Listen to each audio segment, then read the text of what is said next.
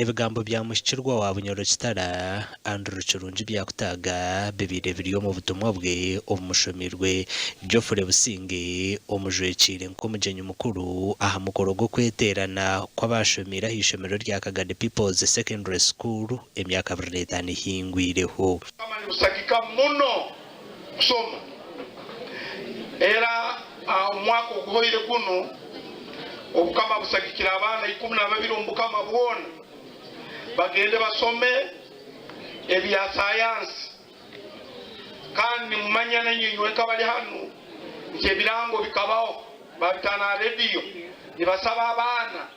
The small things that you shouldn't forget. One, financial interdependence, not financial dependence. Or Taligambamia want to be financially dependent. Be financial interdependent. Mutewa kuba with the public image. Omu butumwa obu hona nabwo byakutaga nagira ngo nikija kuba cy'obusasi emyaka eyomisho okushanga muri Bunyoro hataruma abantu abashomere ebyo kukora mu majita omumirimo emihango.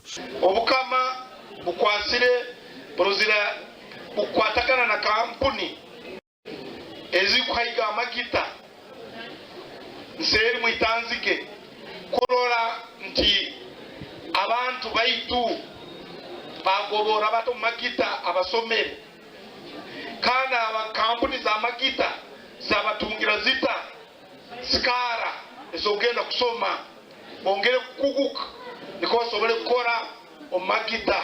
Coming from the membership joining of 3 million per person, we shall be selling school uniforms, we shall be selling school canteen, food, stationery books. We shall be having embroidery for making scooters. Therefore, it is from that circle whereby our OBs and OGs are going to be borrowing money for self-sustenance. Abantu abashomira hishomerere bashabirwe okuta muhimbo ombyo bwegese byebicweke barukuragamo. Your head teacher on almost every school assembly used to ask you a question. May God forbid, how would you feel after completing from this school? Like you completed very many years ago, some went away 15, 25 years ago. You come back to find the classrooms where you studied from are accommodating maize meals or coffee harare. Your main hall is a big store for maize or coffee, etc., etc. And maybe you have come back to have your documents or photocopies certified for job promotion or advertising.